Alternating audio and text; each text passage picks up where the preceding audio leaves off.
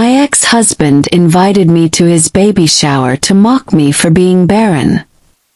Then I showed up with my quadruplets, making him astonished beyond measure. My name is Rachel Hall now. But for 6 long years I was Rachel Thompson. The woman who tried desperately to be the perfect wife to a man who saw me as nothing but an infertile land and an empty vessel. A man who believed a woman's worth was tied to her womb. This is the story of how I went from a broken and desperate woman begging doctors for hope, to a proud mother walking into my ex-husband's baby shower, the one meant to humiliate me, with 4 little toddlers, each carrying my last name, my love, and my laughter. If you've ever been made to feel unseen, unloved, or discarded like you didn't matter, then this story is for you. Please relax, sit back and listen till the end. Because when they say there's light at the end of the tunnel, trust me, it's true. I'm a living proof. Before we begin, please hit the subscribe button. Like this video and comment where you're watching from. Now, let's begin. When Taylor, my ex-husband, announced my name, the room went silent. He didn't just say it. He rolled it off his tongue slowly, deliberately, savoring every syllable like he was about to perform a show. Everyone, meet my ex-wife Rachel, the woman who couldn't give me children. She finally decided to come out of hiding. What an honor! A smug half-smile stretched across his face, his eyes gleaming with mockery. The crowd chuckled politely, that awkward kind of laughter people give when they don't know if it's really okay to laugh. I didn't answer.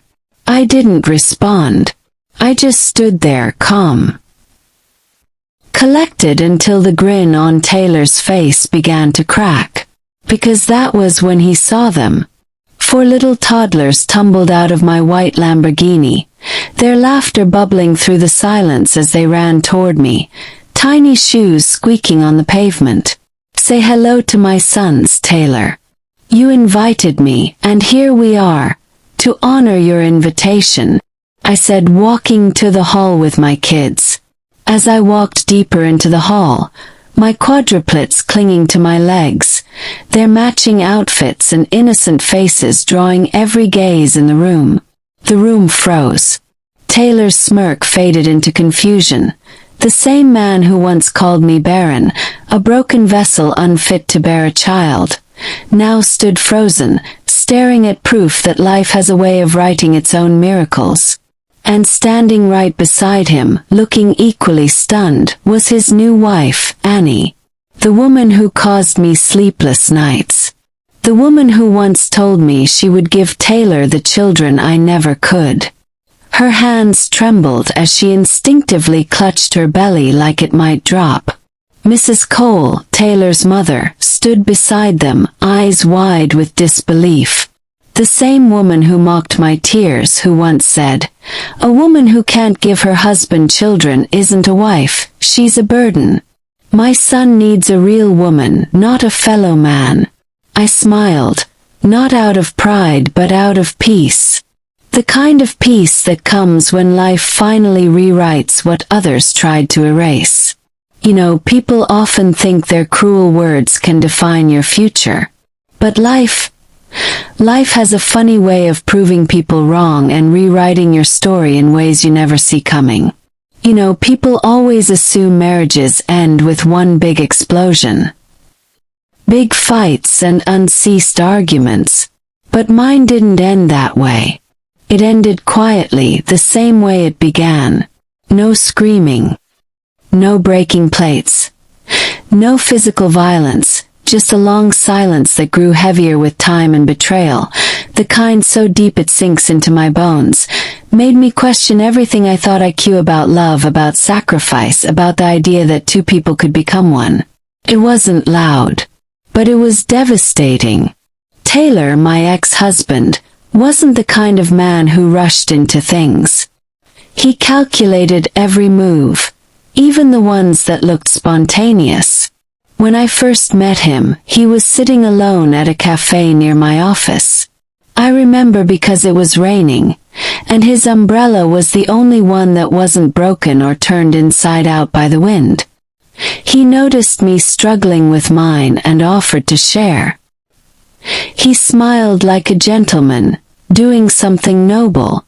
I said yes because I was tired of fighting the storm and being drenched by the rain. That was how it started. We talked about ordinary things. Work, books, and even how the rain makes everything smell like dust. He had a quiet confidence, the kind that made you want to listen. I didn't know then that confidence and control are sometimes the same thing, wearing different faces. Taylor used to look at me like I was the only thing that made sense to him. He said my quietness was his peace. He said he had never met anyone who could make silence feel like safety. I believed him. Our first months were easy. We would steal quiet mornings together, tangled in blankets, laughing over stupid jokes no one else would get. We would play together, walking barefoot on a freshly cleaned floor. Taylor would text me just to say, "I thought of you," even in the middle of a busy day. He remembered my coffee order before I even stepped into the cafe. He called me sunshine, even though I was never the warm type. He would brush a loose strand of hair from my face, show up at my office with coffee, and leave little notes on the counter that said, "Have a good day, my piece." On weekends, we'd take long drives with no destination. He'd say he just wanted to get lost with me. He remembered the tiniest details. The mug I loved, the way I stirred my tea, the scent of my shampoo. He never failed to remind me that I was the most beautiful woman he had ever known. He made me feel beautiful, seen, cherished, and chosen. I thought his love was certain and unconditional, the kind that would last through storms and stand by me in my hardest times. Later I realized I was very wrong. The night he proposed was quiet, almost magical. Fairy lights shimmered above us, casting a soft golden glow, while faint music drifted through the air. He took my hands in his eyes steady, and his voice trembled as he said I made him want to be a better man. Then, with a deep breath, he knelt, opened a small velvet box, and asked me to be his wife. I said yes. I remember smiling. I remember crying. I remembered imagining how lovely our life would be together. Back then, I thought it was the happiest moment of my life. We got married in spring. The sky was clear. Everyone said we were perfect together. The kind of couple people trusted to last. For a while I believed them. I thought I married the man whose love is unconditional, but now it just feels like the beginning of a nightmare that I didn't see coming. We talked about children early on. Taylor wanted a big family, the kind that looked good in Christmas photos. I wanted a big family too, not for the show of it, but because I thought it would keep us together. I believed love would feel safer when it had roots, when it had faces that looked like ours. From the very first year of our marriage, the pressure to have a child started. I tried to give Taylor the one thing he seemed to want most, a child.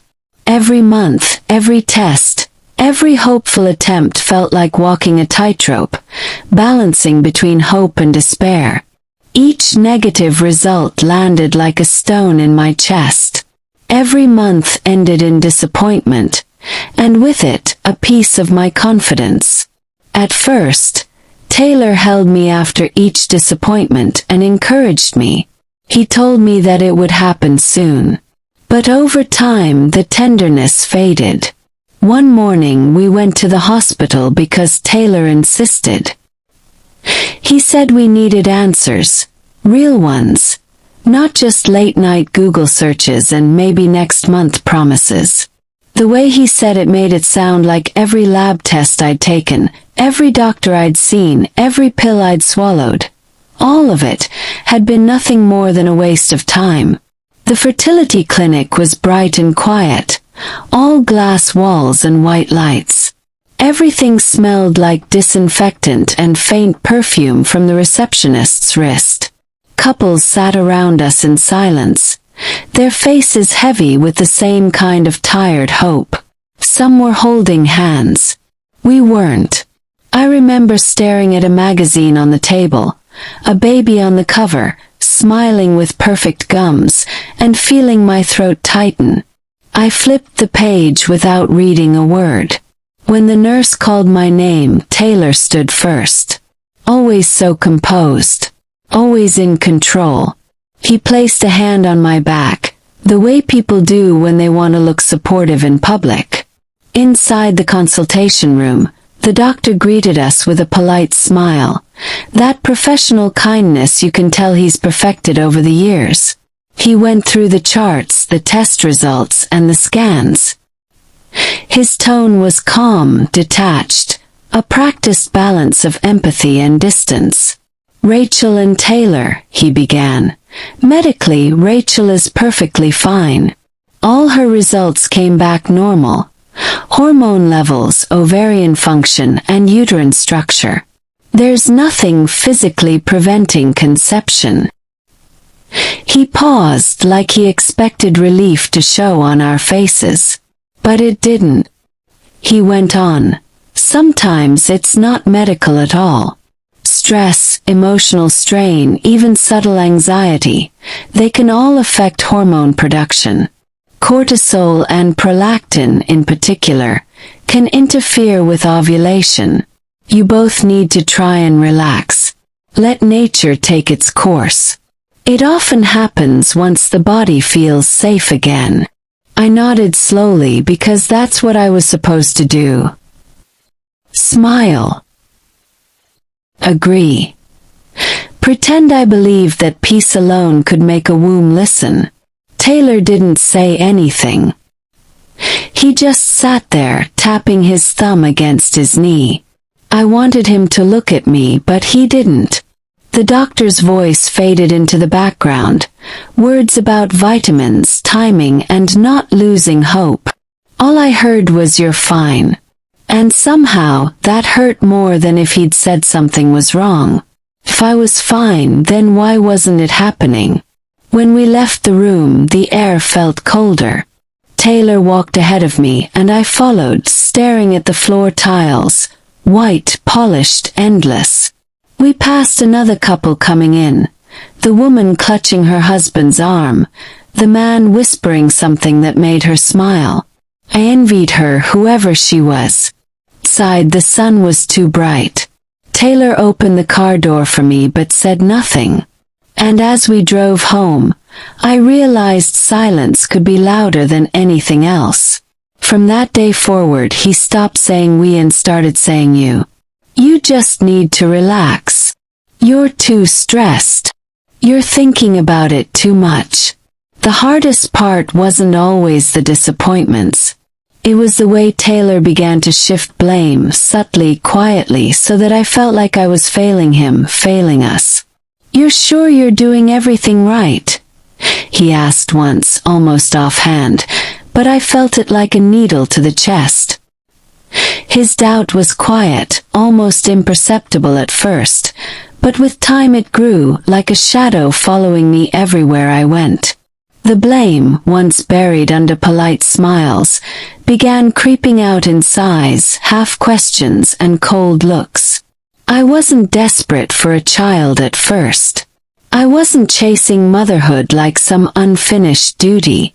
But Taylor's constant pressure made me want to give him everything he thought I lacked, to fulfill what he considered my role as a wife. Every effort I made felt like it was never enough. I prayed. I tried. I smiled when people asked, hiding the heartbreak in the quiet moments of the night. Each negative result chipped away at me. At my confidence, my self-worth, my identity as a wife, as a woman. Every failure felt like a crack in my heart, a reminder that perhaps love wasn't enough, that sacrifice wasn't enough, and maybe two people weren't always destined to become one. Whenever we passed the children's section at a store, he would pause, point at a tiny dress or a pair of shoes, and say with a smirk, "It would have been nice to buy this for our kids. If we had one. I hope you can ever give me one." I wanted to yell at him, to tell him how cruel he was. Instead, I swallowed my pain and told him that I'm trying. Each word broke me. It wasn't just disappointment, it was shame, carefully wrapped in sarcasm. He made it look like I was so worthless without a child. The same love that once drew me to him now seemed to dissolve into judgment. Slowly, a deep loneliness settled in. The journey to have a baby started to feel like a battle I was fighting on my own. It's strange how fast blame finds a home when love starts to fade.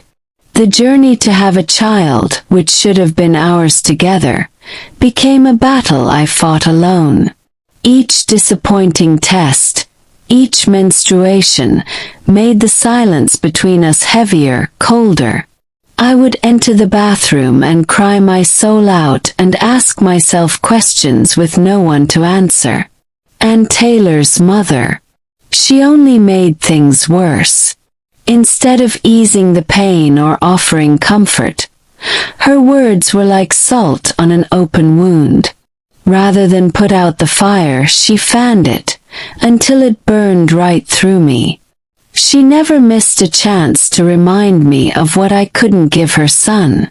At dinners, she would smile thinly and say, "Maybe next year we'll have a baby at the table. You're trying so hard, Rachel. But women must give children to be complete. If you can't have kids, that means you are not a real woman."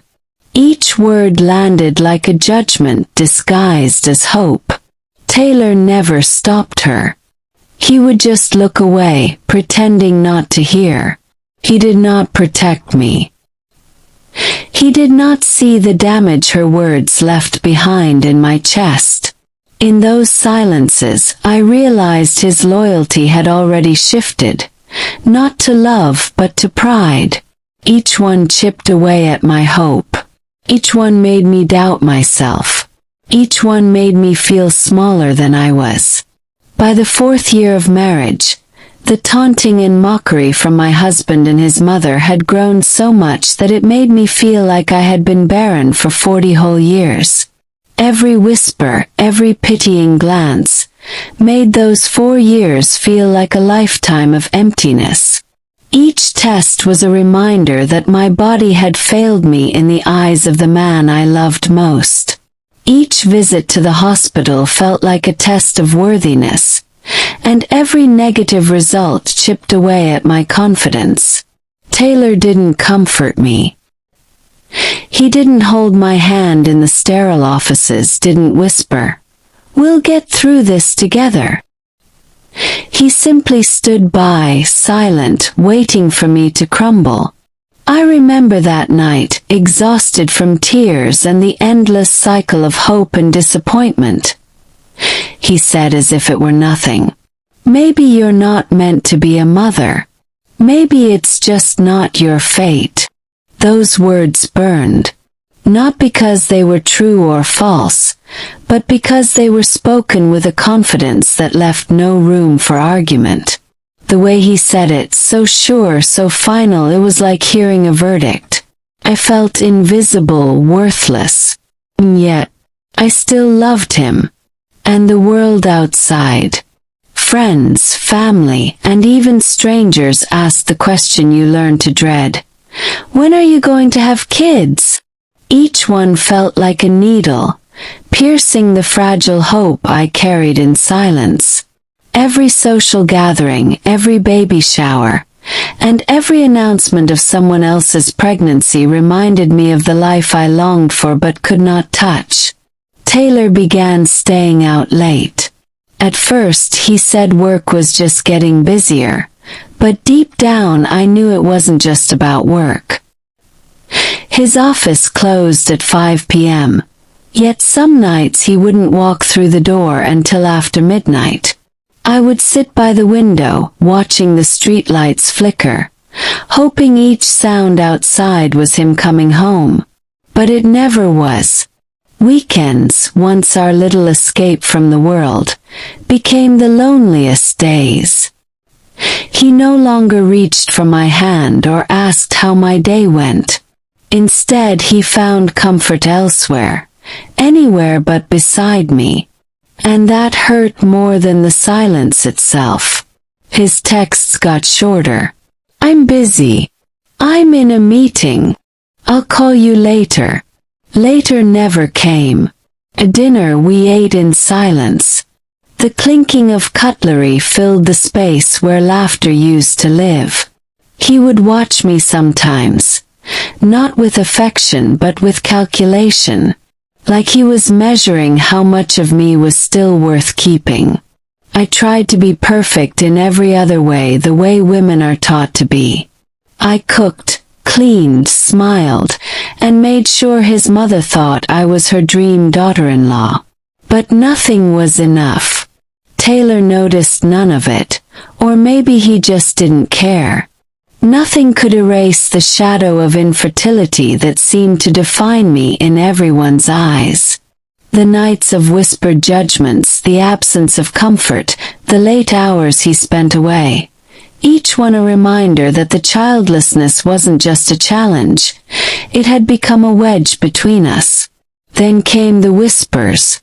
The late-night calls he took in the hallway. The messages disappeared before I could ever read them. His phone buzzed past midnight, and when I asked who it was, he said it was work. But work doesn't make you smile that way. Quietly, like you're hiding something you enjoy too much to confess. Then came his new habit of locking his phone, changing his passwords, and a new kind of distance and need for privacy. I remember one night lying in bed, hearing him in the living room. He was laughing, that deep, unguarded laugh he hadn't used around me in years.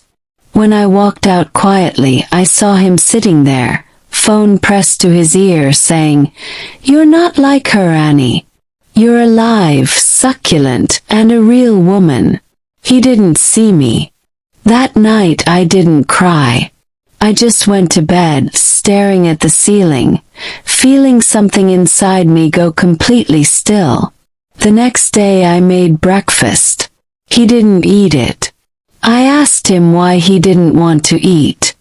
He said, "Don't start, Rachel. I don't have the energy for your moods." He called my silence moods. He called my pain drama. He called his betrayal a phase. By then I had stopped reacting. It only gave him more power. Some nights he would call Annie, who I later learned was his new lover, right in front of me. He didn't hide it anymore. He rubbed it on my face. He would laugh and say, "Good night, my love," to Annie, then glance at me with a half smile that said, "What are you going to do about it?" I never answered that question, because I didn't know yet. On one of those days, he came home with Annie, and she told me to my face, as if daring me to respond, that she would give Taylor the children I couldn't. I wanted to scream. I wanted to vanish. But I had already learned that in Taylor's world, anger only made you weaker. Taylor supported her and said bluntly to my face, "Face it, Rachel. You're barren. You are an empty vessel." He said it like he was stating a fact, not hurling a blade. I didn't cry. I just stood there, my hands still wet from washing the dishes. He looked at me for a second, waiting for a reaction, then walked away with Annie. That was the night something in me shut off, like a switch flipping in a dark room. After that, I stopped trying to make him see me. He started sleeping in the guest room. Stopped wearing his wedding ring. Stopped saying my name. One evening he didn't come home at all. When he finally did the next day, his shirt smelled like perfume, not mine. I asked for nothing. He said nothing. And that silence, the one that used to feel like peace, became a graveyard. He started spending weekends away. He didn't bother lying anymore. I told myself he would come back once he realized Annie was just a distraction. But lies sound most believable when they come from inside your own head. On our 6th wedding anniversary, he came home early, but not to celebrate with me. There were no flowers, no smiles, not even the faint warmth of old love. He looked lighter, almost relieved, like someone who had already walked away long before his feet ever did. "I think we should separate for a while," he said quietly. His tone was steady, too steady. The kind that comes when you've practiced the words over and over in your head until they lose all emotion. I didn't argue. I just nodded because deep down I already knew this day would come. There was nothing left to hold on to. No laughter, no tenderness, not even the illusion of us. That night he packed a few things. Not much. Just enough to start his new beginning somewhere I didn't belong. As he stood at the door, he turned to me one last time. His eyes were soft but distant. "I hope you find peace, Rachel," he said. "But you have to accept it. Motherhood isn't for everyone. I need a real woman. Someone who can give me children. I'm sorry, but that's not you. There's no need for me to keep pouring my precious seed into a basket that cannot hold water." And just like that, he left, taking his shadow with him and leaving me alone with the echo of words that would haunt me for months. I stood there for a long time, staring at the space he left behind. The clock ticked. The house felt bigger. And all I could think was how strange it was, that something so full of promise could end without a sound. The first few weeks after Taylor left felt like walking through fog. Every morning, I'd wake up and forget for a second that he was gone, then remember when I saw his empty side of the bed. It's strange how absence has a weight, heavier than presence ever was. People always say time heals, but in my case, the pain increased every minute of the day. Taylor didn't call, he didn't text, he didn't even bother to pretend there was a reason. It was as if our marriage had been a dream he had woken up from, and I was just a detail his mind had erased. First, I told myself he'd come back, that he just needed space, that all men have moments of confusion. But then I saw the pictures. A confirmation that he has left me for real. A friend sent them to me, the kind of friend who says, "I thought you should see this." Taylor and Annie are at a dinner party. Her sitting close, her hand resting on his arm, her smile bright and sure. He looked happy. Not forced, not pretending. It was the same expression he used to have when we first got married, before everything changed. Only this time I wasn't the reason for it. People talk. Neighbors, mutual friends, even relatives. They all find a way to make your pain a conversation topic. Some say, "Maybe it's for the best." Others whisper, "She couldn't give him a child, you know." That one sticks. It clings like smoke in a room that's already burned. Taylor didn't help. He made sure everyone knew why he'd left. At first, he used polite words. "We just grew apart," or "Rachel needs time to find herself." But the tone changed once Annie came along. Then it became, "She never wanted kids anyway."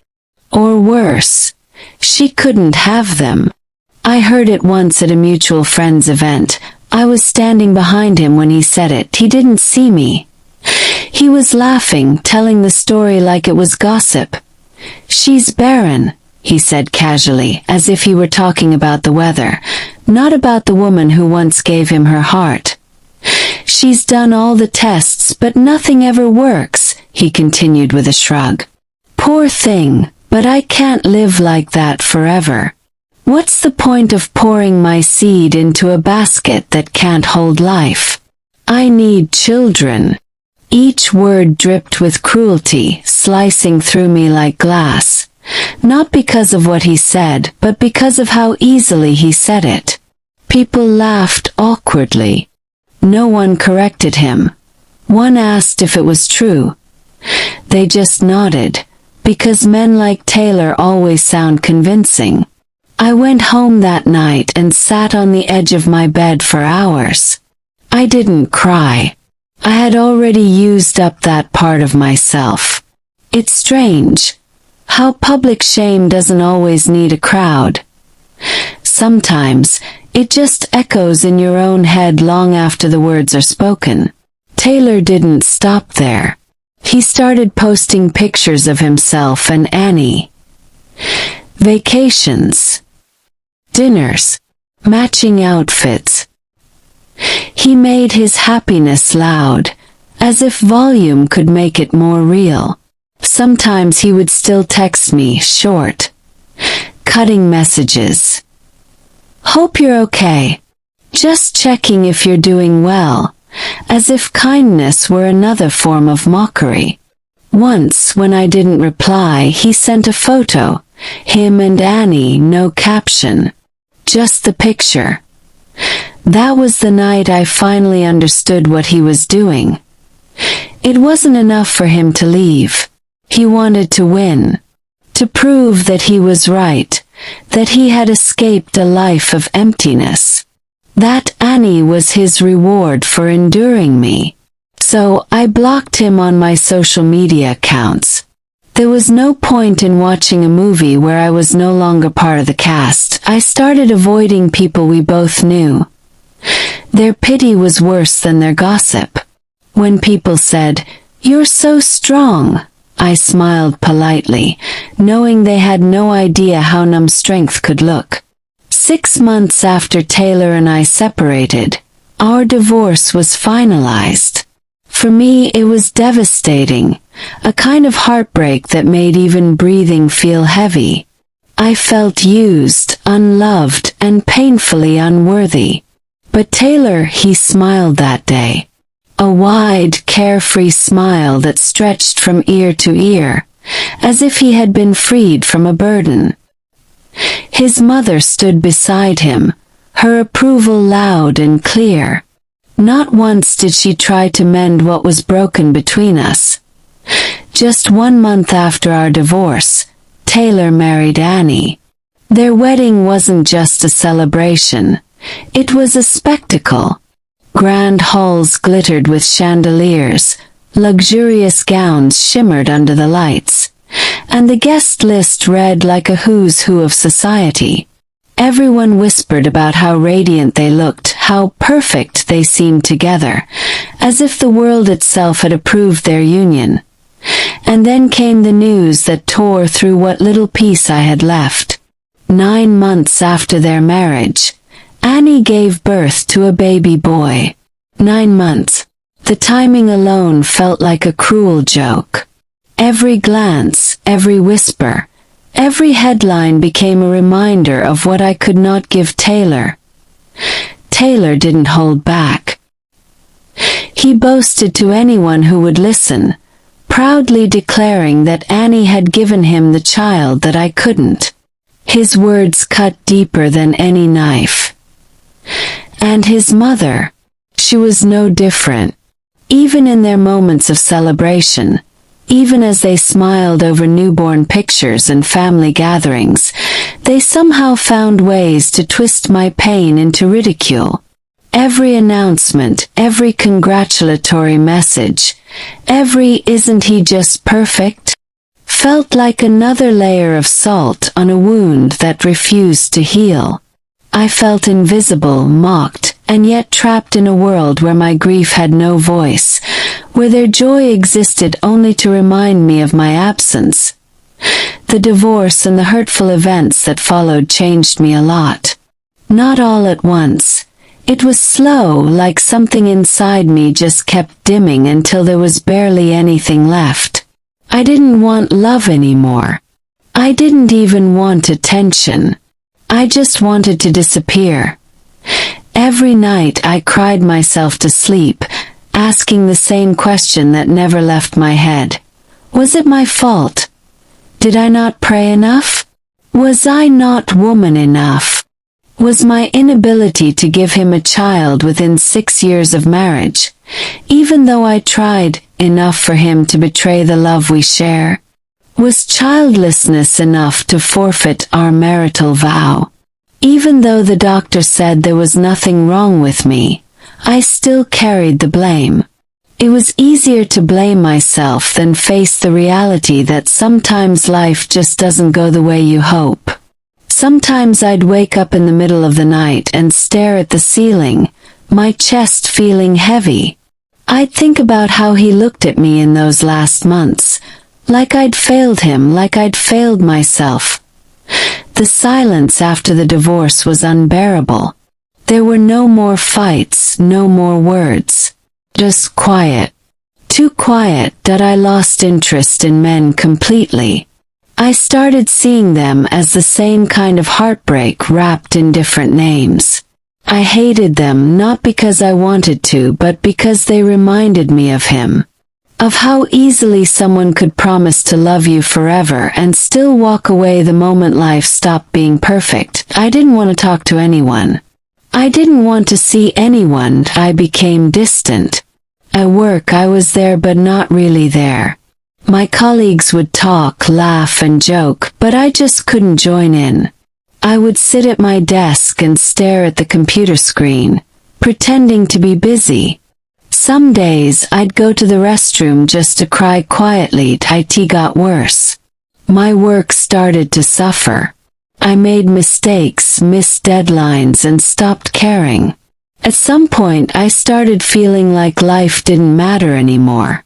I thought of ending it all, just to stop the ache in my chest. I didn't care if I woke up the next morning. The pain was heavy, like a weight that never left. I wanted to stop feeling. People asked questions I didn't want to answer. Are you seeing anyone new? Do you still talk to Taylor? When are you going to move on? I hated those questions. I hated how everyone wanted me to move on, like it was that easy, like I could just rip my heart out and replace it with a brand new one. Like I could get back the 6 years of my life that were wasted in a marriage that only drained me emotionally, physically, financially, and psychologically. The only person who really stayed close to me and understood my pain is my sister, Evelyn. She became my comfort, my lifeline, and my only reason to still hold on. She called me every morning even when I didn't answer. Sometimes she'd come over with food, sit beside me, and force me to eat. "Rachel," she would say softly, "you're allowed to hurt, but don't destroy yourself in the process." "Leave me the hell alone, Evelyn," I would blast. "I just want to die." Evelyn never gave up on me. Even when I took a leave from work just to have some rest, she packed a small bag and moved in with me. She said she couldn't watch me fall apart alone or even commit suicide.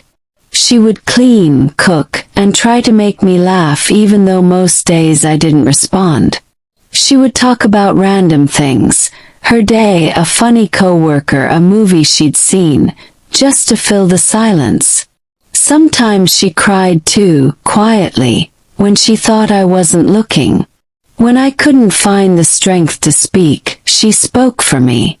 When I couldn't believe in better days, she believed enough for both of us. But she never gave up on me.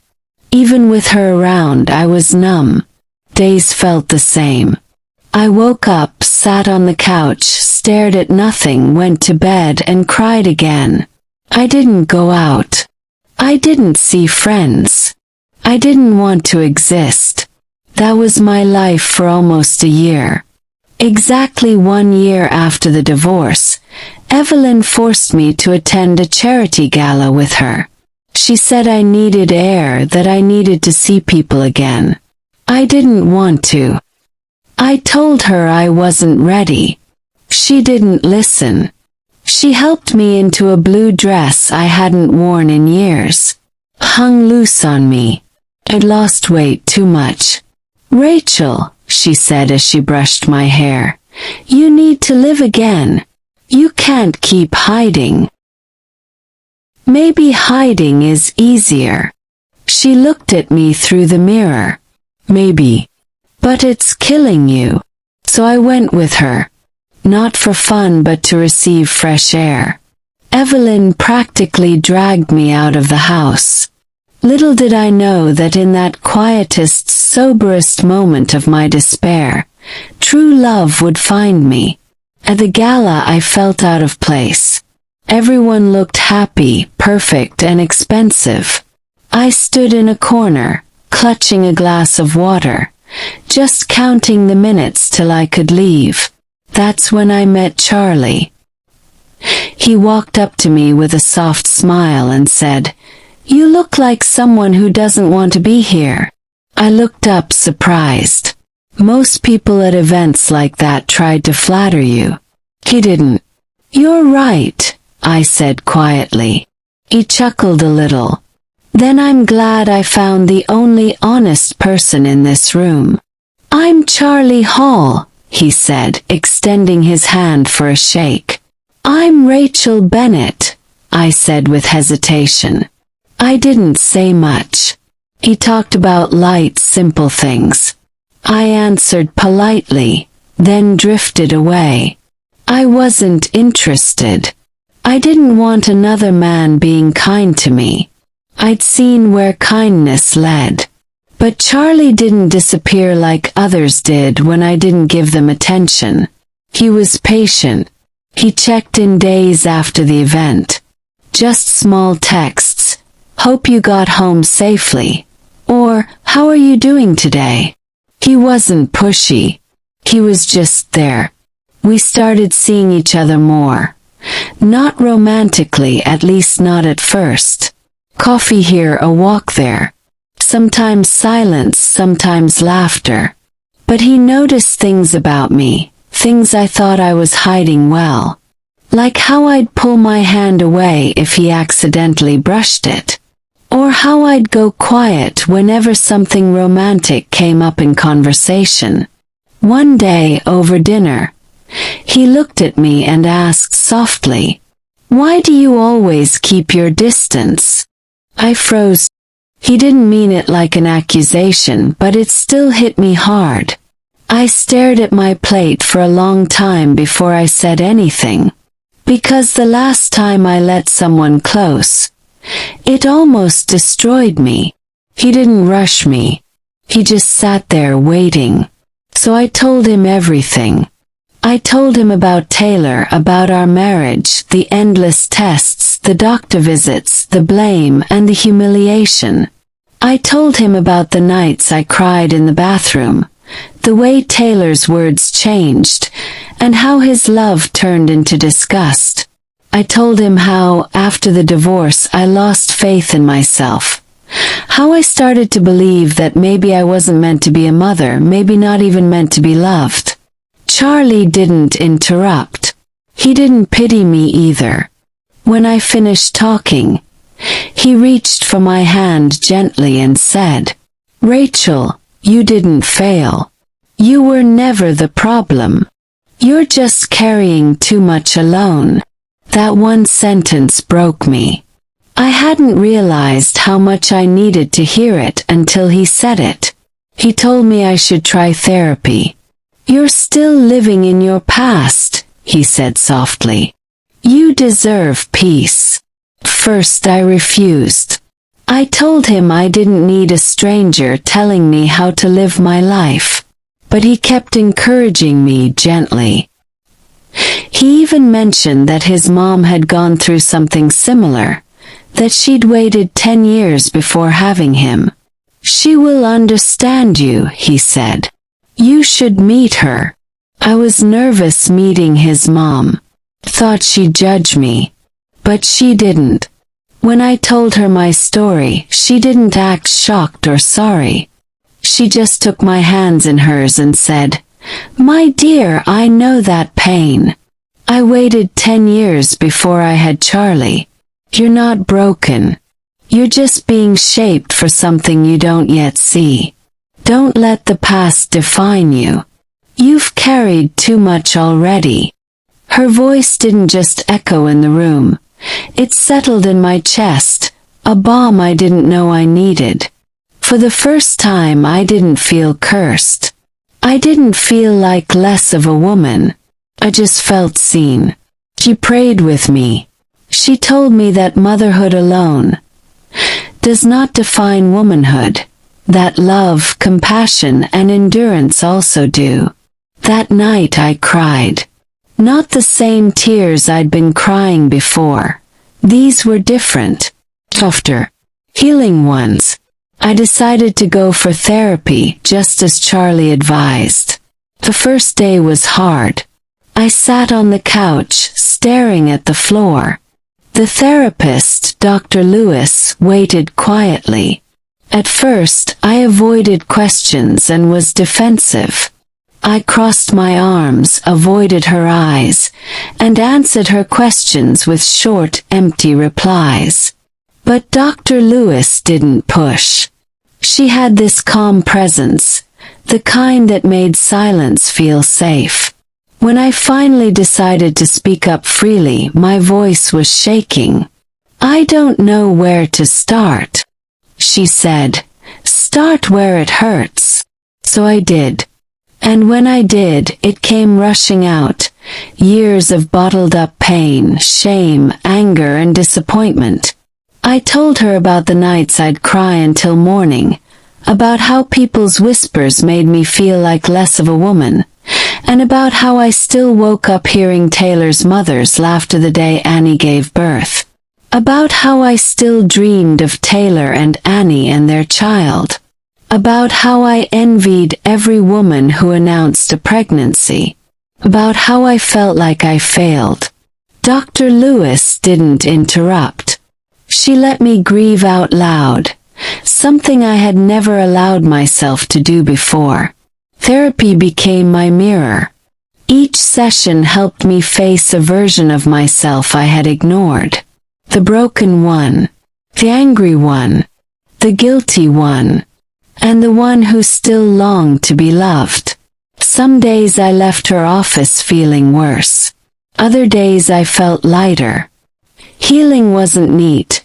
It was messy, painful, and unpredictable. Dr. Lewis helped me understand that my value wasn't tied to motherhood or a man's approval. That being childless didn't mean being incomplete. She taught me that grief has no timetable, that healing isn't about forgetting, but about forgiving myself for things I couldn't control. She introduced me to journaling. Every morning I'd write 3 things I was grateful for. First, it was hard. But then gratitude became my lifeline. I woke up today. I didn't cry before work. I smiled at a stranger. Tiny victories, but they mattered. We practiced affirmations too. I'd stand in front of the mirror, tears in my eyes, whispering, "You are enough as you are, Rachel. You are worthy." The more I said it, the more I started to believe it. Slowly, I started to understand that my worth wasn't tied to any of it. We talked about boundaries, how to protect my peace, how to stop apologizing for existing, and how to stop shrinking myself just to make others comfortable. Slowly, therapy changed me. My world became lighter. I started noticing beauty again. In the sunrise, in laughter, in myself.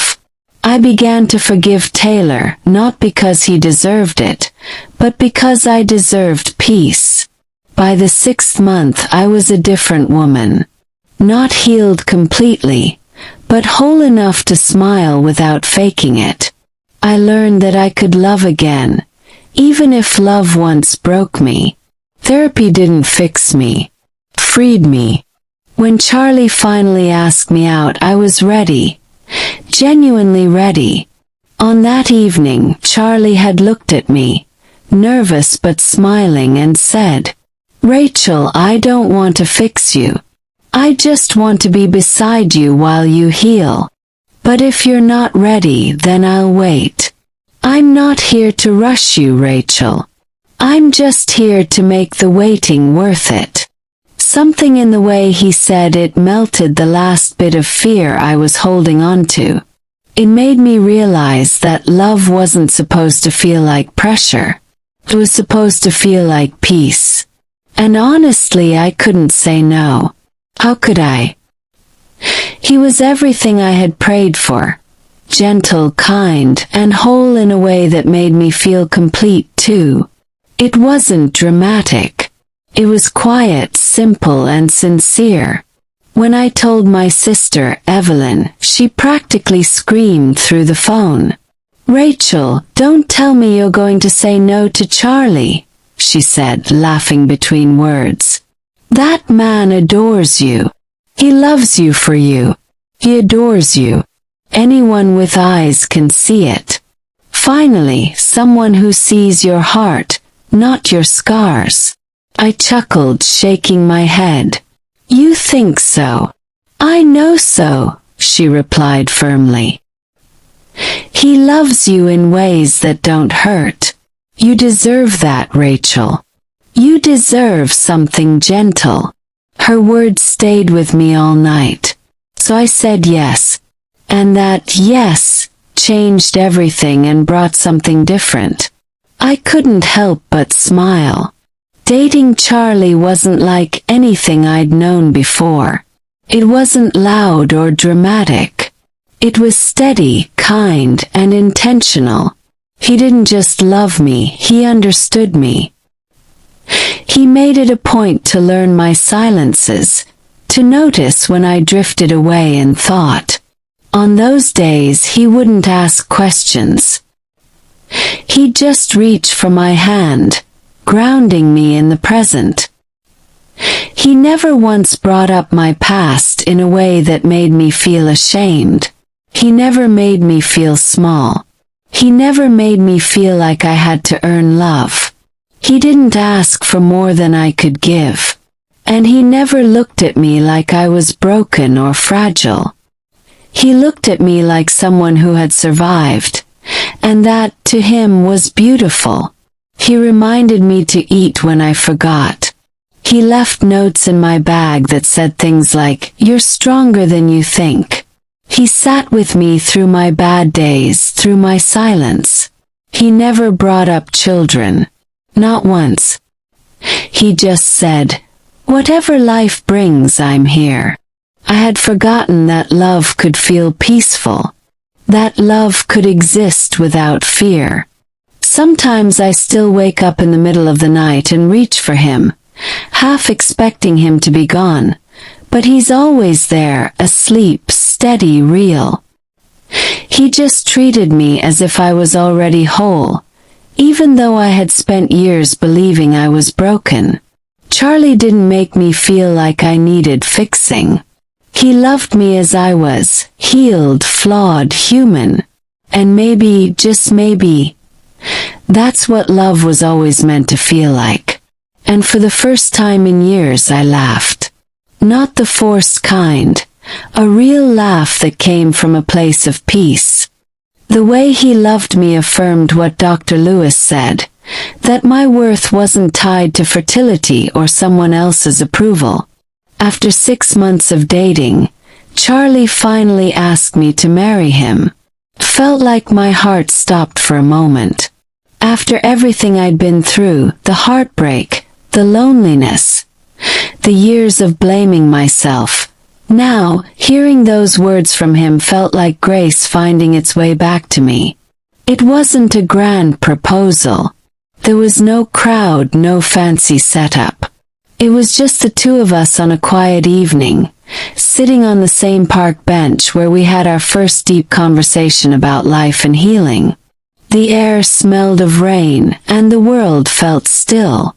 Charlie turned to me, eyes soft and filled with the kind of love that doesn't demand to be proven.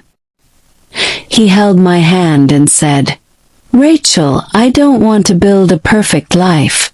I just want to build one with you." And that was it. My throat tightened. Tears gathered before I could even whisper, "Yes." Our wedding wasn't loud, but it was perfect. It felt sacred. The kind of sacred that comes from knowing you've been through hell and made it out with your soul intact. When Charlie began to read his vows, his voice trembled slightly. His words were filled with sincerity, and his eyes filled with pure love. "Rachel, today I say, I do, but to me that means, I will. I will take your hand and stand by your side in the good and the bad. I dedicate myself to your happiness, success, and smile. I will love you forever." Tears streamed down my face before he even finished. Every word felt like a promise my heart had been aching to hear. I have found love. Love that saw beyond my infertility, beyond my scars, and into my soul. For the first time in years I felt seen. I wasn't the barren ex-wife, or the woman who couldn't give him a child. I was just Rachel, whole, loved enough. Some people said it all happened too fast. Maybe by their standards it did. But to me, it felt inevitable, like a river finally finding its way to the sea. Charlie was patient in a way that words barely capture. Steady, grounded, certain. Our marriage began with quiet laughter and mutual respect. There was no pressure, no rush to prove anything. Charlie never once brought up children as a measure of fulfillment. He believed love itself was enough, that companionship, kindness, and peace were the real foundations of a home. "Children," he'd often say with that calm smile of his, "are an addition to love, not the reason for it." For the first time in my life I believed that. Still deep down I wanted to know. Not from a place of desperation but of peace. So one morning just a month after our marriage, I told him I wanted to go for a medical checkup, just to understand my body better. Without hesitation, "Then I'm coming with you," he said, smiling that calm smile of his. At the hospital, the white walls didn't feel as cold as they used to. Charlie's hand wrapped around mine the entire time, steady and reassuring. The difference was profound. In the past, medical appointments had felt like judgment days. But this time it was us, not me against my body, but us learning, accepting, and facing life together. The doctor ran all the usual tests, checked everything, and finally smiled. "Rachel," she said gently, "there's absolutely nothing wrong with you. Sometimes stress and emotional weight can affect the body. But physically you're fine. You just need to relax. Sometimes the body doesn't respond the way we expect, not because anything is broken, but because it's waiting for the right conditions. Stress, grief, loneliness. They can all play a role. Please relax." I blinked at him, the truth of his words settling deep into my chest. Maybe it had been the weight of loneliness back then. Maybe it had been loving someone who only saw my silence as peace. Or maybe my body had been waiting for the right kind of love all along. Charlie squeezed my hand, smiling. "You heard her," he whispered. "We just got married. Let's breathe. Let's live. No rush." Tears pricked my eyes again. His tone was so calm, so certain, like love was the only medicine I needed. That night over dinner I asked him, What if I can't have kids at all throughout my lives?" He looked at me, eyes warm and full of quiet confidence. "Then we don't," he said softly. "You know," Charlie said quietly, glancing at me, "if you really love kids that much, we can always think about adoption someday." I looked up at him, surprised by how effortlessly he said it. No pity, no hesitation. Just love. "You'd really be okay with that?" I asked. He nodded. "Rachel, love is love. It doesn't have to come from your body to come from your heart." I stared at him, my heart full. For the first time, I didn't feel less of a woman. I felt enough. Entirely enough. That night I cried. Not because I was sad, but because someone finally loved me without conditions. We spent our days rediscovering what joy felt like. Life with Charlie felt like a shared adventure. Everything was us, never me. We traveled, cooked together, danced in the kitchen, laughed until our stomachs hurt, and went for a long walk in the park. Healing wasn't just in therapy anymore. It was in every sunrise we shared, every cup of tea, every gentle silence that said, "I'm here." He taught me that silence didn't have to mean sadness. I taught him that vulnerability could be strength.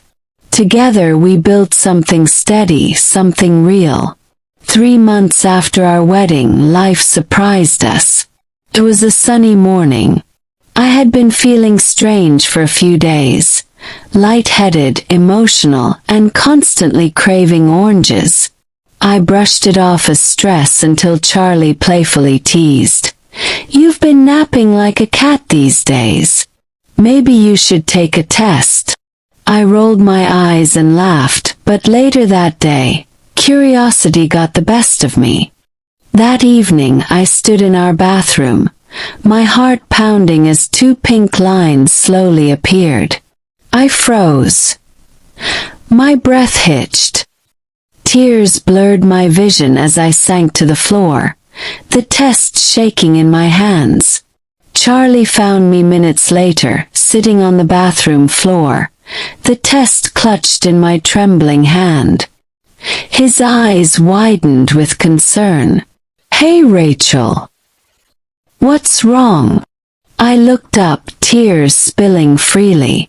The pregnancy test kit trembling in my hand. "Charlie, I'm pregnant." He froze, and for a heartbeat, neither of us said a word. Then his lips parted into the most beautiful, disbelieving smile. He knelt beside me, pulled me close, and whispered against my hair, "You see? Life always finds its way back to you." I cried harder. Not out of fear, not out of shock, but out of pure, unfiltered gratitude. It wasn't just about having a child. It was about everything that led to that moment. The pain, the healing, the therapy, the patience, and the love that never asked me to be anyone else. That night, lying in Charlie's arms, I realized something deep. Therapy helped me rediscover myself, but Charlie helped me live again. And for the first time in my life, I knew peace wasn't the absence of struggle. It was the quiet certainty that I was loved.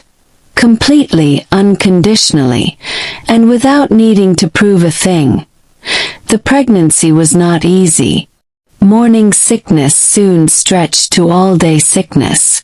I cried more than I had imagined, sometimes in moments that should have been joyful. But Charlie was steadfast, patient, unshakable, unwavering. Eleanor was over the moon. She became my rock.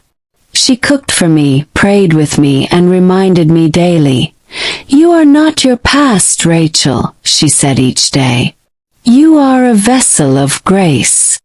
Her words became my mantra. I learned something important from Eleanor. Sometimes the world doesn't need to witness your suffering to understand it. Sometimes all it takes is one person who sees you fully, who believes in you without question.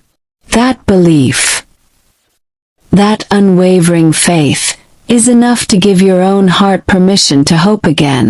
I booked my first appointment with Dr. Hepson, and walking into the hospital felt like stepping into a dream I had only dared to imagine. The same halls where I had once walked with disappointment and fear were now filled with new hope. Each step with Charlie's hand in mine grounded me, reminding me that we were in this together. The night before our first ultrasound, I barely slept. My heart was a war zone of anticipation and fear. What if something went wrong? What if the miracle I had longed for vanished before I could even touch it? Charlie's hand was warm in mine as we drove to the hospital. "Breathe, sweetheart," he whispered. "Whatever happens, we're in this together." When we arrived at the hospital, the waiting room felt like a world frozen in time. Expectant mothers sat in quiet excitement, couples whispering, some laughing softly. My heart raced as the nurse called my name. Charlie helped me up, his palm warm against mine, steadying me as if I were carrying the most fragile miracle on earth. Which in many ways I was inside the scan room. The air smelled faintly of antiseptic, mixed with a clinical tang of ultrasound gel. Dr. Hepson greeted us with a gentle smile. "Congratulations again," he said. "Shall we meet your little one today?" Charlie squeezed my hand, thumb tracing soothing circles over my palm. Then we heard it, the heartbeat. A tiny rapid thump that made my breath catch. I whispered, trembling, "That's our baby." "Yes," Dr. Hepson said softly. "One heartbeat." Then his brow furrowed as he adjusted the scanner, moving it carefully across my belly. More flickering shapes appeared on the screen. Adjusted the scanner, moving it slowly across my stomach. "Wait," he murmured. "Actually, that's not one. Or two." Charlie's eyes widened. "What do you mean, doctor?" Dr. Hepson's smile grew, his voice trembling with awe. "There are 4 heartbeats. You're carrying quadruplets." Silence enveloped the room. The kind of silence that comes when joy is too big for words. My heart pounded so fast I could barely breathe. I repeated the words as if saying them aloud could make the pregnancy more tangible. 4. "Yes," the doctor confirmed. 4 healthy, strong babies, all growing beautifully. Tears streamed down my face as I looked at Charlie. He laughed, a deep, trembling sound that shook with joy. Then he held me close, whispering, "For miracles, Rachel. We're having 4 babies." I sobbed against him, the mix of laughter and tears a tangible hymn of gratitude. "God is too good," I whispered. "After all the waiting, the pain. He gave us 4. Charlie kissed my forehead, his tears falling into my hair. "You're amazing," he murmured. "You carried all that hope inside you, even when it hurt. And now look, it's life multiplied." Dr. Hepson smiled, giving us a moment. "You two have just witnessed something rare and extraordinary. Congratulations, Mr. and Mrs. Charlie. You're going to be very busy parents." We laughed through our tears, holding hands tightly as we stared at the flickering images of our 4 tiny miracles. Each one felt like a promise, proof that love, patience, and faith truly could move mountains. As we left the hospital, Charlie couldn't stop smiling. He walked with a bounce in his step, his arm around me protectively.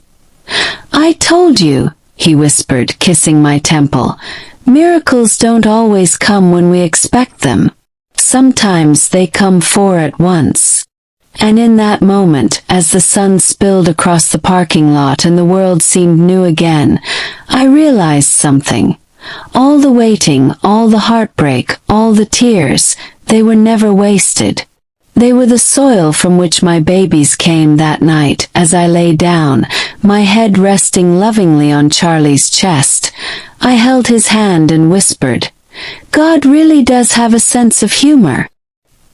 He kissed my forehead and said, "No, he just likes showing off sometimes." The pregnancy journey was nothing short of beautiful, a season of grace after years of silent tears. Charlie and Eleanor made everything feel lighter. They wouldn't let me lift a finger. Charlie would talk to my belly every night, singing softly while Eleanor fussed over my meals and vitamins as if I were made of glass. They prayed with me, laughed with me, and celebrated every tiny kick as though it were a miracle. Because to us it truly was. 9 months later, my world shifted forever. The surgery room was chaos and wonder intertwined. Doctors and nurses moved with urgent precision. Machines hummed, antiseptics stung the air. But all I heard was life. One cry, then another, and another, and then one more. 4 tiny voices, each perfect, each a miracle. Charlie's hand gripped mine, tears rolling freely. "You did it, Rachel," he whispered, his voice cracking. "You really did it."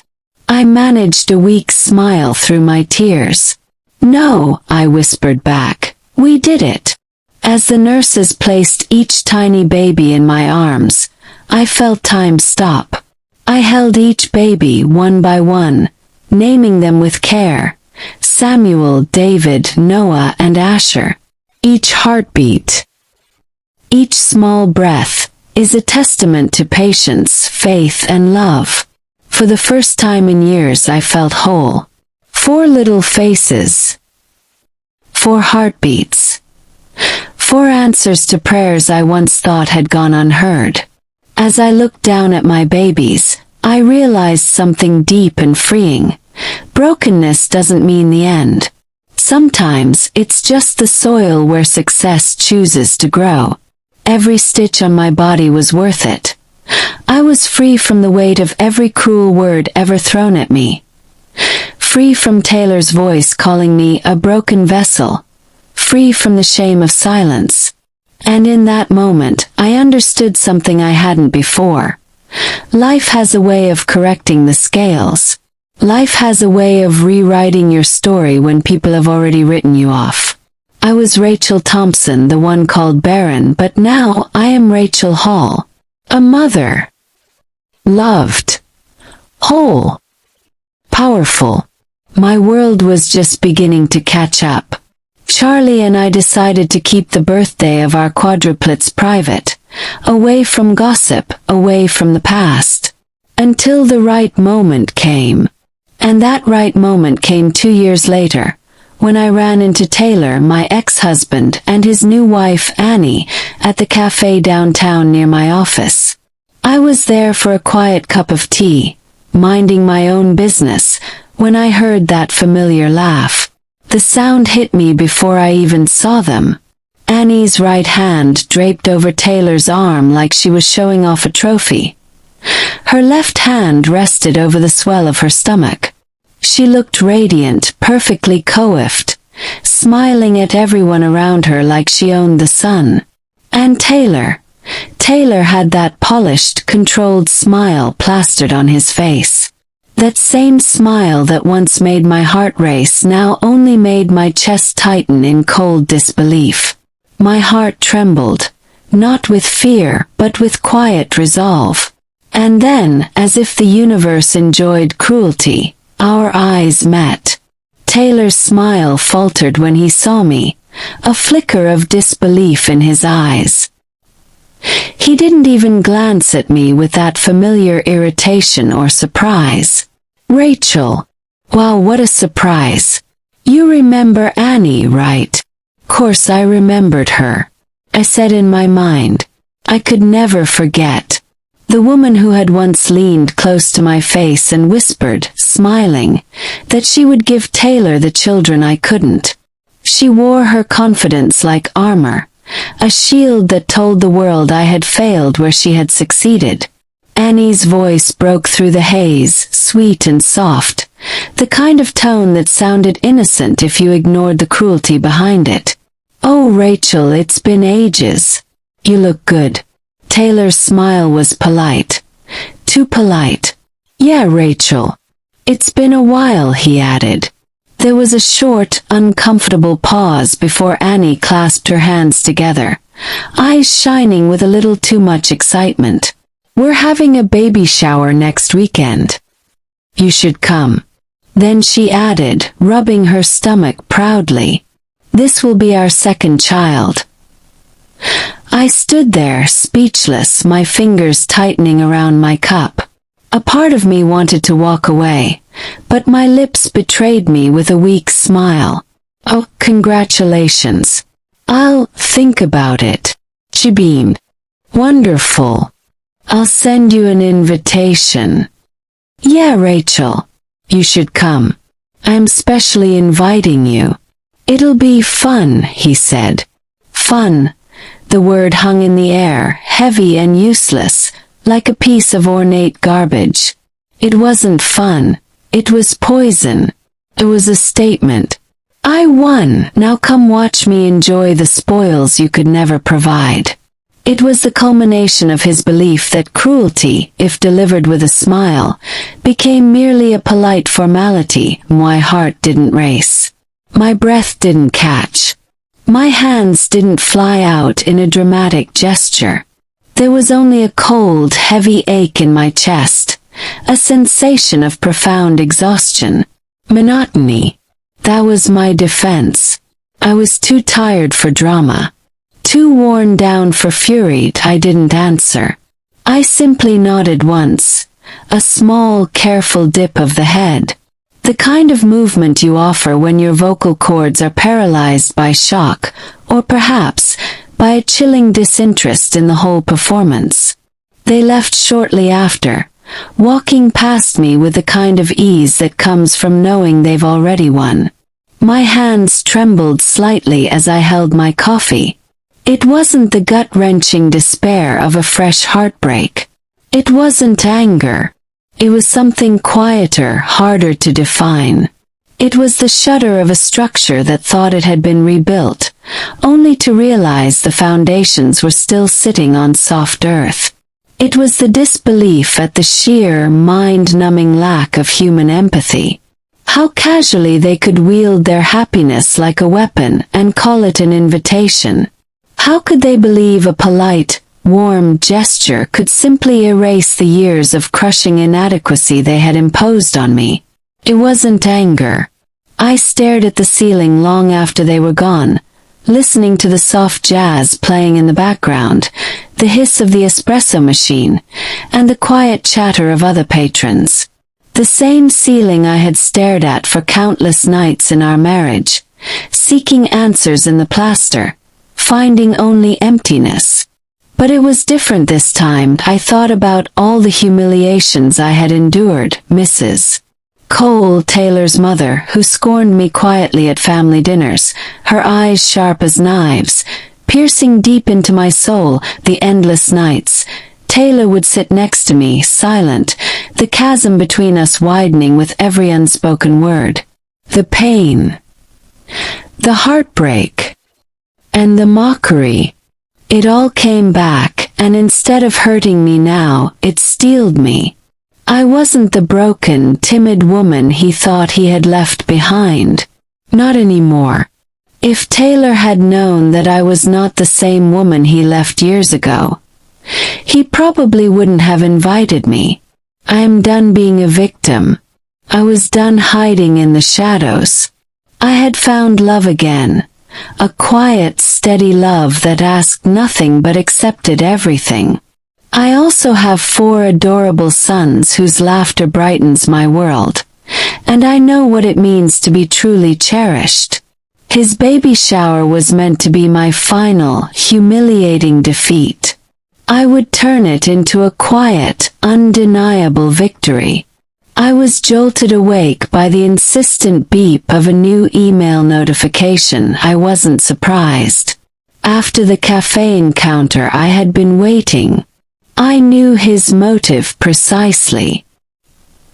He wanted me to feel small, to be forced to witness the shining, successful life he had built from the ashes of my failure. I decided right then. I would honor the invitation. I would play the game while they watch. The email was from Annie's account. But the style, formal, careful, deliberate, emotionally neutered, and cruel in its perfection, was Taylor's. Subject: Your invited yellow heart. Dear Rachel, Taylor and I are thrilled to celebrate the upcoming arrival of our baby. We'd love for you to join us at our baby shower. Warmly, Annie. Warmly. I read it twice and set the phone down. I smiled quietly, not at her words, not at his manipulations, but at their ignorance. For a moment I almost deleted it.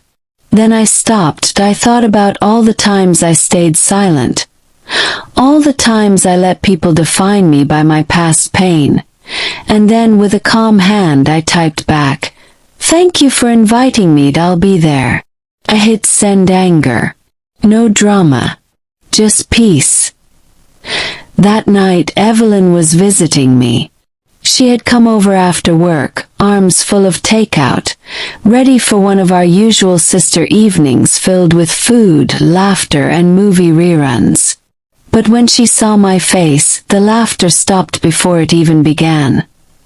"Rachel, what's wrong?" she asked, sitting beside me. I turned the laptop toward her, and she read the email in silence.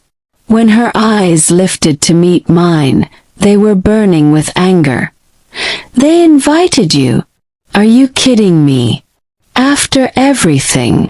I shrugged, trying to act indifferent, though my chest felt tight. "Maybe they just want to make peace." Evelyn scoffed. "Peace?" That woman paraded herself around the cafe today like she'd won a prize. Don't be naive, Rachel. That email isn't about peace.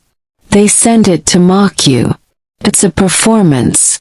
They want to show the world, and you, that they're living their perfect life. Don't give them the satisfaction. Don't give them the satisfaction. I swallowed hard, her words echoing in the silence. Just then, Charlie came home from work. He noticed the tension immediately. "What happened?"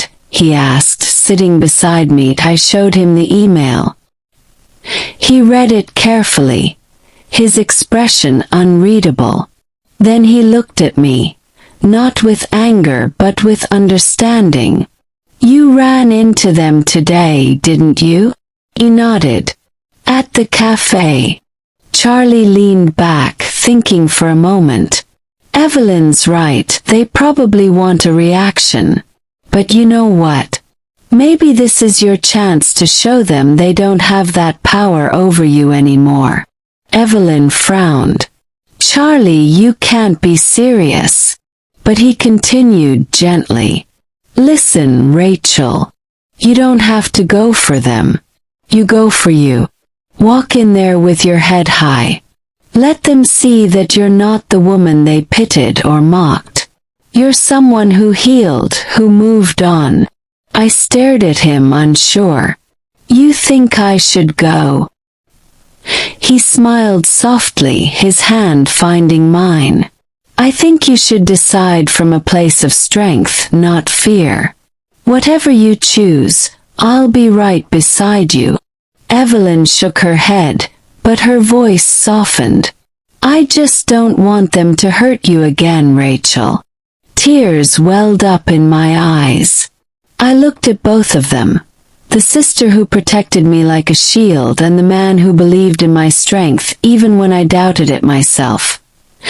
And for the first time in a long time, I didn't feel small or broken. Felt ready. I exhaled deeply and whispered, "I'll go." Evelyn groaned softly but smiled in defeat. "Then you'd better wear the prettiest dress you own." Charlie chuckled. "And I'll drive you there." As they both looked at me, one worried, the other proud, I realized something simple but powerful. This time I wasn't walking into a room to prove myself. I was walking in as someone who had already won. Now the game is about to begin, I thought aloud. They thought they were inviting the old Rachel, the broken one, the one who trembled at Taylor's voice, the one who begged doctors for a miracle and cried herself to sleep. But that woman no longer exists. I'm not the Rachel who hid from the world anymore. I'm the woman who rebuilt herself, who found love again, who wakes up to the laughter of 4 little miracles each morning. The woman who's about to walk into that baby shower. It isn't broken. She's reborn. That night, as I stood before the mirror in my bedroom, I didn't see a victim, I saw a survivor. A mother. A woman who learned to rise from her own ruins. Just then, Charlie walked in. He didn't say a word. He didn't need to. He just wrapped his arms around me from behind, pulled me close and whispered, "You deserve every joy coming your way."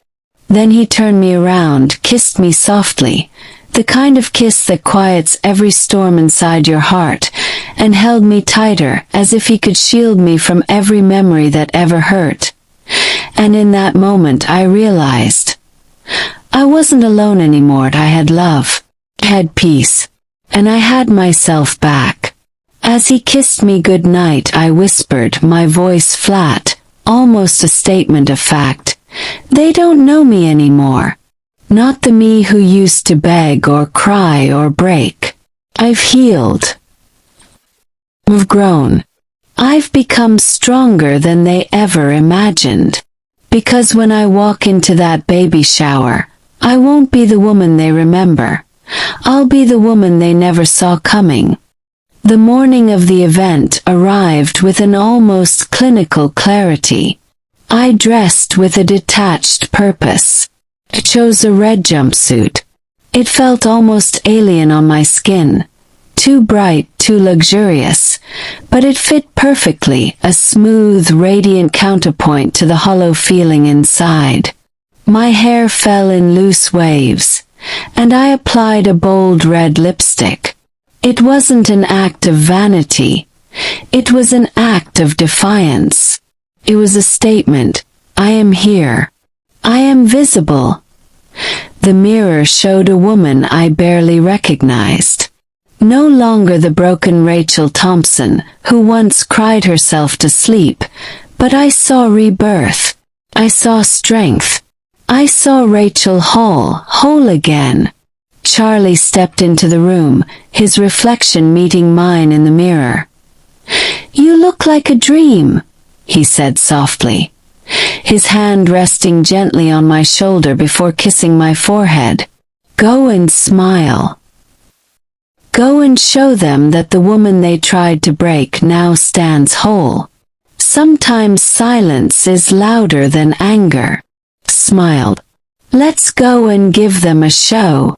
Before we left, I knelt in front of my 4 little boys, Samuel, David, Noah, and Asher.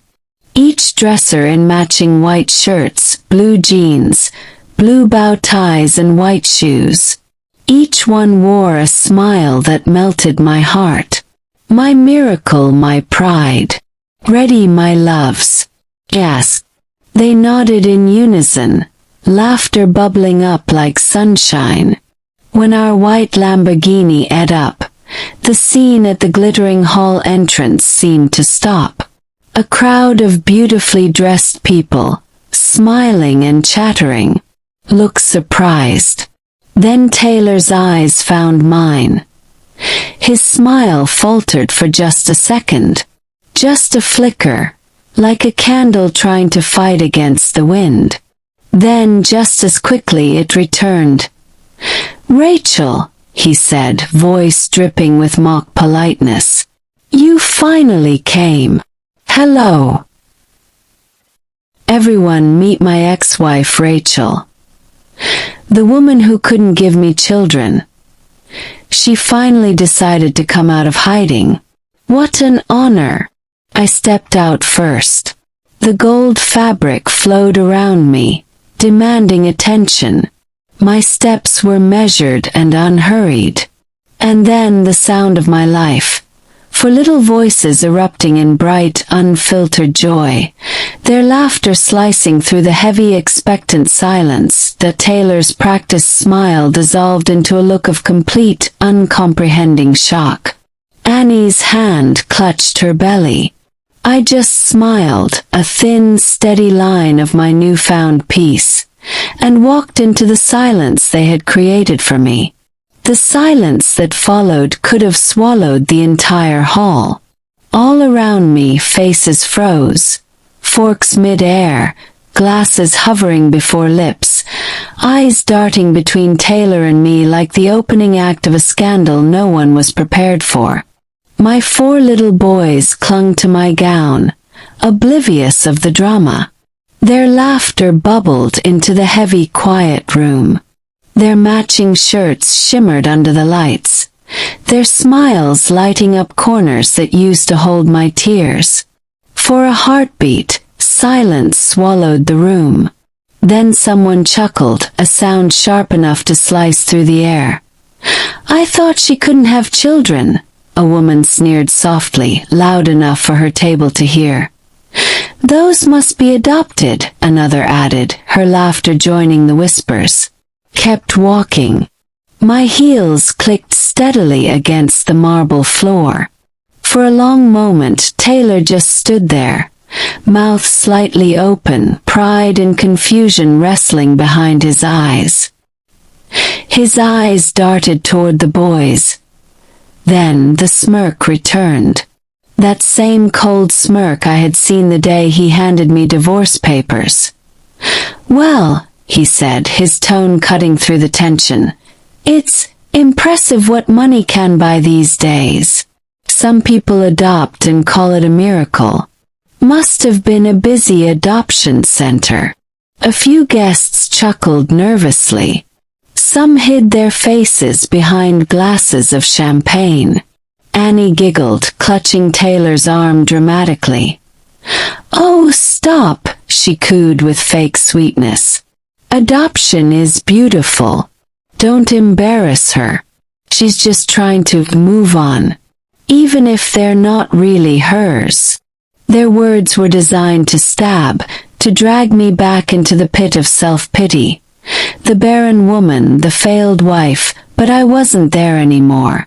The venom hit a wall of thick, protective scar tissue. I stepped closer, my heels clicking softly on the polished floor, every sound deliberate, echoing like thunder in that suffocating silence. "Adopt," I repeated, letting the word roll slowly off my tongue. "Oh no, Taylor. These boys, every heartbeat, every tiny breath, came from me." For the first time, Taylor looked lost. His face lost its color, and his voice was a strangled whisper. "You mean you actually?" "Yes," I said softly, my voice devoid of triumph yet radiating undeniable certainty. "I carried them.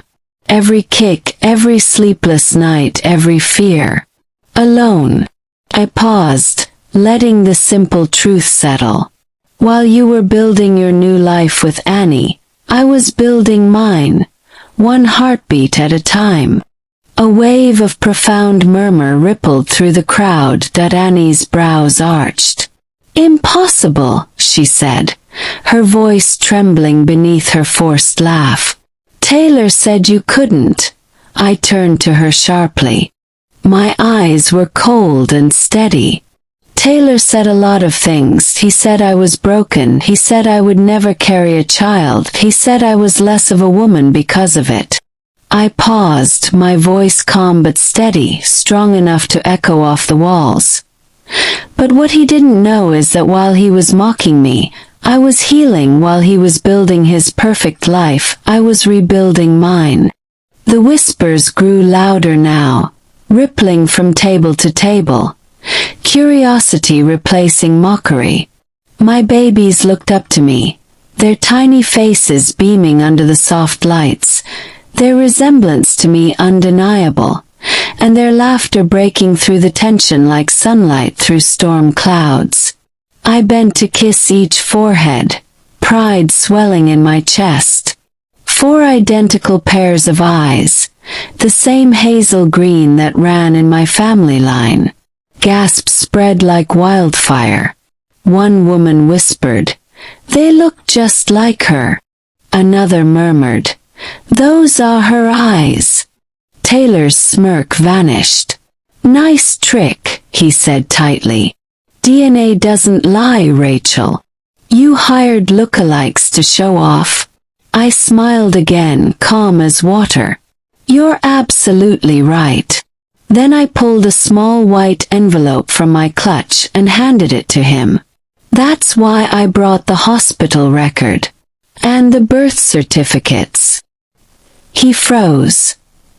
The gold seal from St. Mercy Maternity Hospital gleamed under the hall lights. Each document bore my full name, Rachel Hall, and under each baby's name, the same date, same time, and same doctor signature. Whispers rippled again, louder this time. She carried all 4. Quadruplets. Naturally. She did it. "Are you serious?" Annie's painted smile cracked. "This is ridiculous," she hissed, gripping Taylor's arm. "You can't just have children." Then I looked back at Annie, meeting her eyes. "You know, Annie, I used to think the worst pain a woman could feel was being called barren. But now I know. The real pain is when other women use your scars as a punchline." She blinked, caught off guard by the calmness in my voice. "I didn't adopt my children," I continued quietly, loud enough for the room to hear. "Every stretch mark on my stomach, every sleepless night, every scar. I earned them." From the far end of the hall, a familiar voice spoke, deep, firm, and warm. "She's telling the truth." Heads turned as my husband, Charlie, entered the room. He walked toward me with steady confidence, his black suit perfectly pressed, his eyes soft when they met mine. He stopped beside me and took my hand. "Dr. Hepson can confirm it," he said, addressing the crowd. He performed the cesarean himself. Rachel nearly lost her life bringing these 4 miracles into the world. The murmur that followed was thick with disbelief and guilt. Even Taylor's face turned pale, and he took a step back. Dr. Hepson, who happened to be among the guests, nodded quietly. "She's right," he smiled kindly at me, then turned to face Taylor and the guests. "I was among the surgeons who performed cesarean section on her. These babies are biologically hers. 4 healthy boys. It was one of the most remarkable cases I've seen in 20 years of practice." Gasps echoed around the hall again. He continued, "She carried them against all odds. After years of believing she couldn't conceive, she fought, with faith, hope, and the best care medicine could offer. And she won." Taylor's lips parted, but no words came out. The hall fell silent. Completely silent. I took a deep breath, my voice calm but strong. I felt the warmth of my husband's hand around mine, grounding me as I spoke again. This time not to defend, but to teach. You know, I began softly, my voice steady but filled with emotion. Infertility changes you. It humbles you in ways nothing else can. It teaches you to see life differently, to cherish moments that others might take for granted. It teaches patience when every doctor visit feels like another closed door, courage when your heart shatters month after month, and grace. Grace to smile for others even when your own arms remain empty. My eyes moved slowly across the hall. Women who had once whispered behind my back, men pretending not to stare, mothers holding their children a little closer. And still I stood there, calm and unshaken. Motherhood isn't just about how a child enters your life, I continued. Whether it's through childbirth, IVF, surrogacy, or adoption, it's all sacred. None of it makes a woman more or less. Every woman carries life in her own way. Some give birth to children. Others give birth to compassion, strength, or dreams. But in the end, we are all mothers in spirit. I turned toward Annie, though my words were for everyone. No woman deserves to be mocked for her journey. Instead of tearing one another down, we should lift each other up. You never know the battles someone is fighting behind a brave smile. A hush swept across the hall. Even the soft background music faded until all I could hear was breathing, and the faint hum of my heartbeat. Tears glistened in a few eyes. Even Annie's lips trembled. I turned to Taylor. You used to say I was broken. That something was wrong with me because I couldn't get pregnant. You called me barren, an infertile land, and an empty vessel. You made me feel like my worth was tied to motherhood. I believed you for years. I carried that shame like a scar.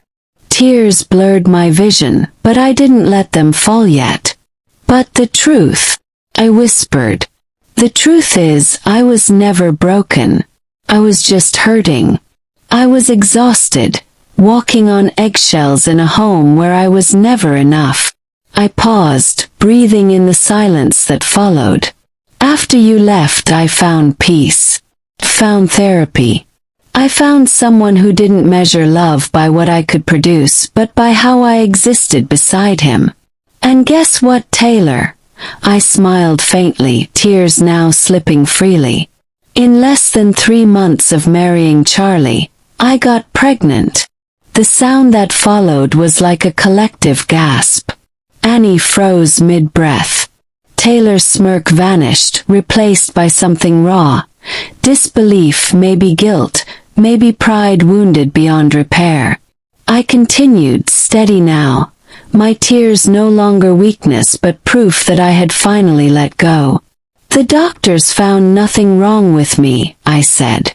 They told me to relax. And for the first time in years, I actually could. Charlie told me, if we love kids that much, we'll adopt.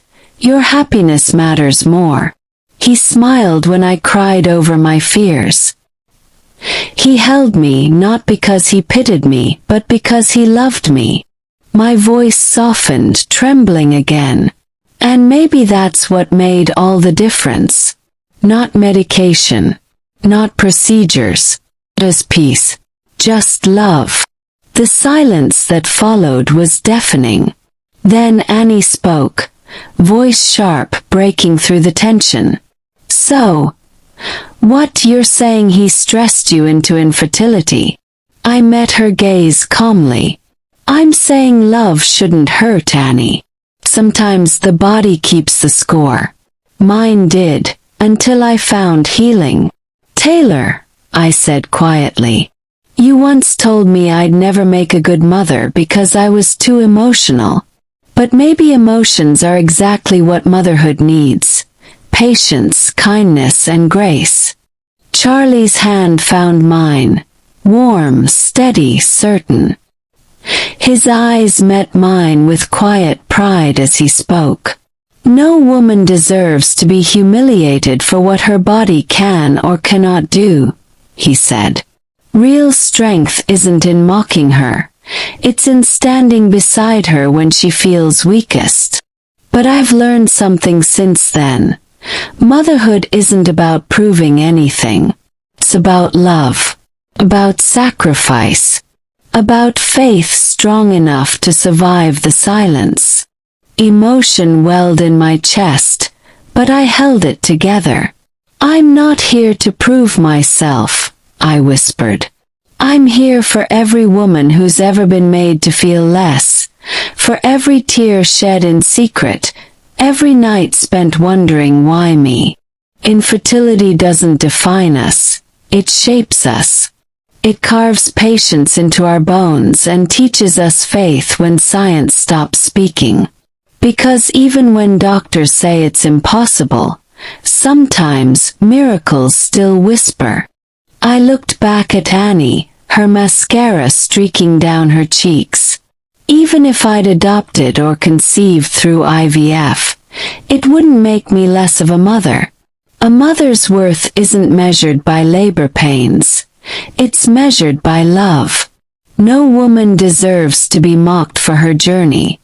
Instead of tearing each other down, we should lift each other up. Because you never know the battles someone's fighting behind her smile.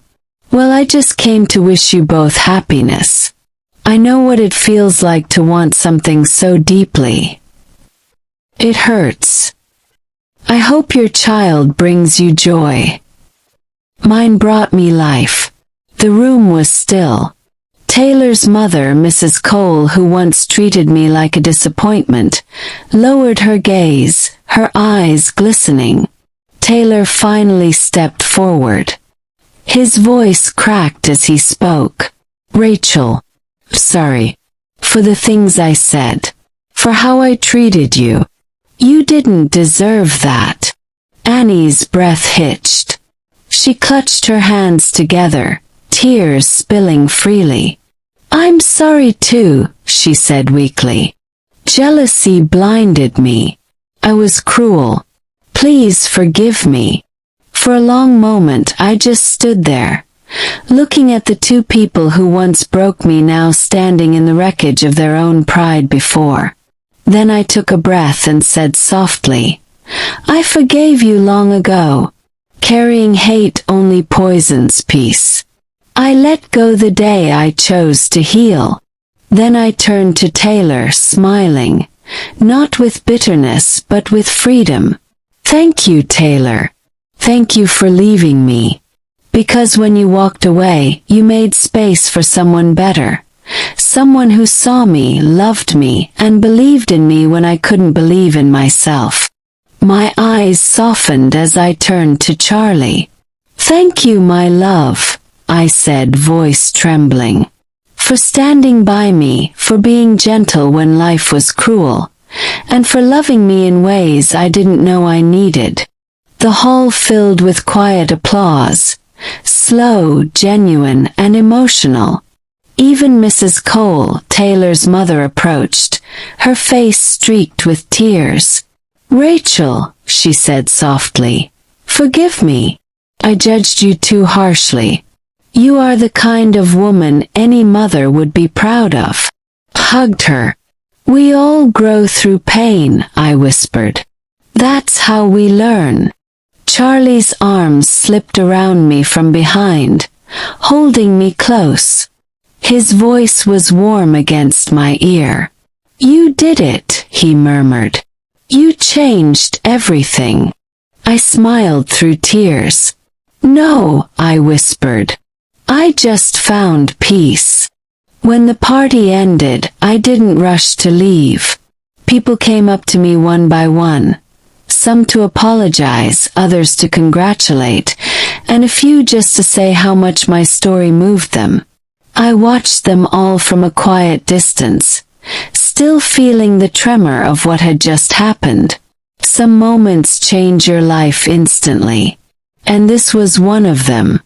As the lights dimmed and guests began to leave, I stood by the entrance, holding my son's little hands in mine. They were tired now, their earlier excitement fading into soft yawns. Charlie bent down and scooped two of them into his arms, smiling. "Are you okay?" he asked me lovingly. I nodded, though my throat felt tight. Now. I think I finally closed that chapter. He pressed a kiss against my forehead. "You didn't just close it, Rachel. You rewrote it." We walked out together, the night air cool against my skin. The parking lot lights shimmered on the hoods of cars, and I felt lighter than I had in years. Not because of revenge or pride, no. Because for the first time I had faced my past without fear. And that is freedom. As we drove home, the memories came flooding back like soft rain against the window. The sleepless nights, the hospital beds, the endless tests and the sound of doctors saying, "I'm sorry." The quiet tears I cried on bathroom floors. The prayers whispered into the dark. The hope that refused to die, no matter how many times it was buried under bad news. I turned slowly to look at my sons sleeping peacefully. I shook my head slowly because after so many no's, a single yes can feel almost unbelievable. Those years of childlessness taught me what strength truly means. It's not loud or dramatic. It's the quiet decision to keep going when everything inside you wants to stop. When Taylor left, I thought my story was over. But God was just changing the pen in my hand.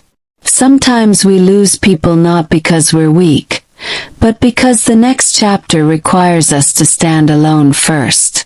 And when you heal, you stop chasing closure, you become it. A week after the baby shower, I got a message. It was from Annie. "Hi Rachel. I don't know if you'll even read this, but I wanted to thank you. You made me see myself tonight. You made me realize how cruel I'd become.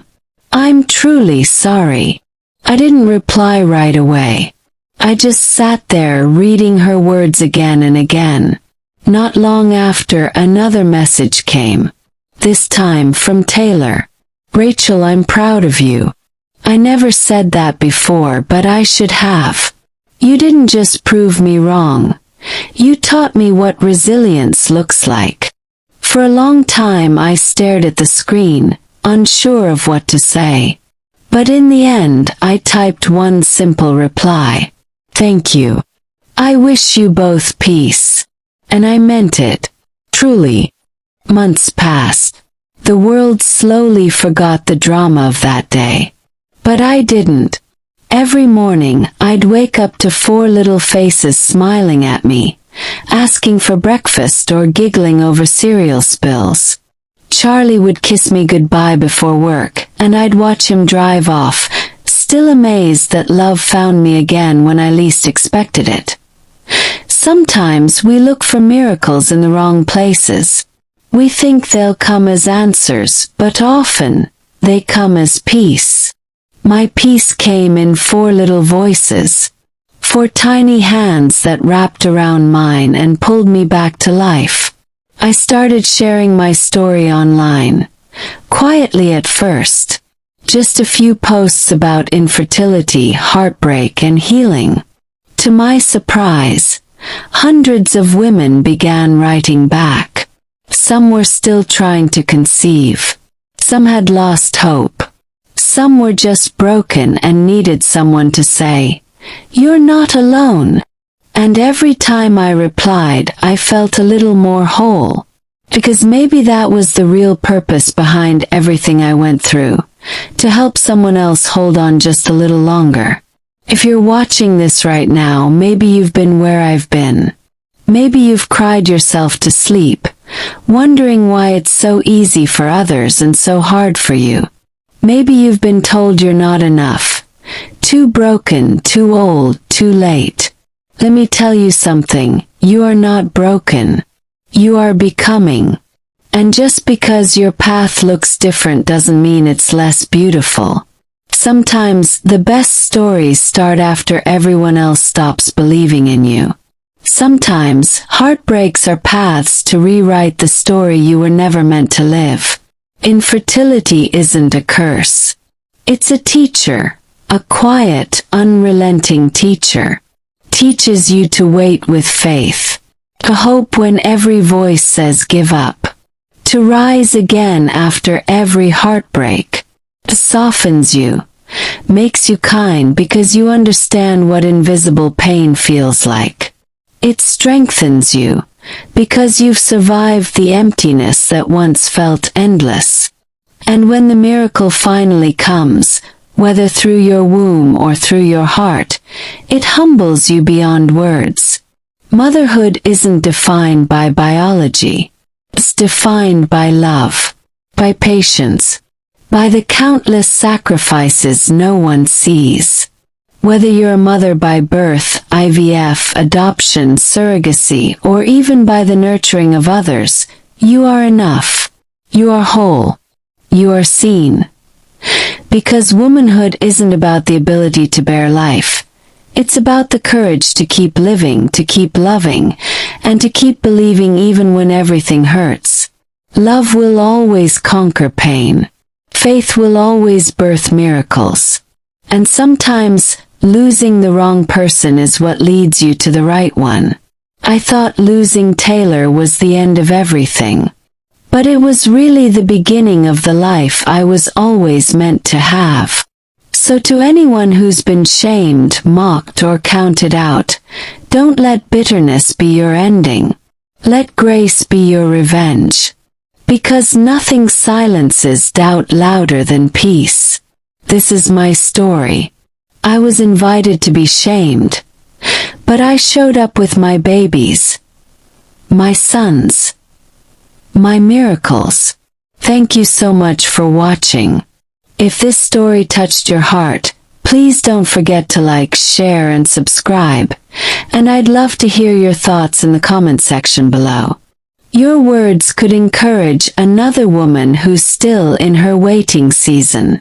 Because together, we remind the world that every woman's journey matters. Every story deserves to be heard. I love you all so much.